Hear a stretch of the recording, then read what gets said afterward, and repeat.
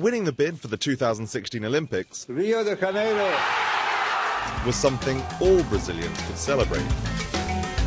But winning the construction bids to build the vast Olympics infrastructure is proving profitable for just a small number of Brazilian construction companies.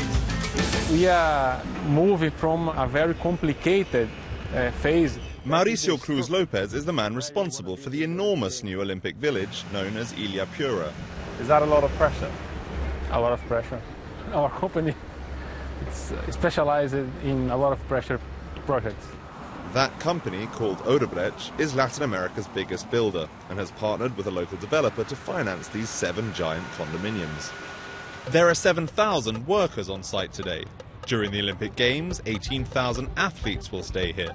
And then, 6 months later, Odebrecht intends to sell these 3,500 apartments to wealthy Rio families for as much as $800,000 each. We have a lot of people buying this kind of apartment, so it was possible to make a private business here. But privately owned Odebrecht has more often relied on public money to build in Brazil. Everything from ports to roads, oil platforms to sports arenas.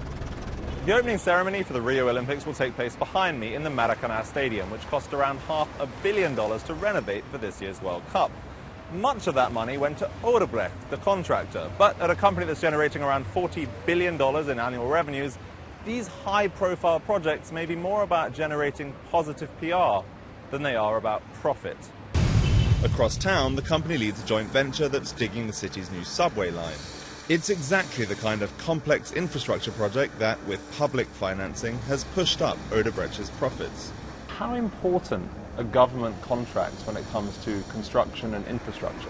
It's very, very important. Actually, they are mainly builders for the state, for different levels of the state. For firms like Odebrecht, the Brazilian state has become a highly valued customer. And consequently, political campaign contributions have become a valuable business tool. A 2014 study found that for every Brazilian real construction firms spent on an earlier congressional election, they won up to 39 reals in government contracts when candidates they backed from the ruling party succeeded. During the 2010 election cycle, campaign contributions from Odebrecht companies topped $2.5 million. According to this election's most recent figures, which are now almost 7 weeks out of date, Odebrecht and its subsidiaries have donated to both presidential candidates, $3.3 million in total.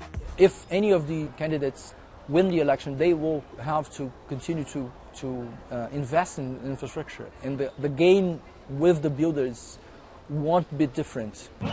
Soaring public costs and spending on World Cup stadiums provoked popular protests that began last year, before the economy began dipping into recession. And since economic growth will hardly get faster, higher, stronger here anytime soon, this weekend's winning presidential candidate may ponder more privately financed projects like Ilha Pura in the hope they prove a bit more popular.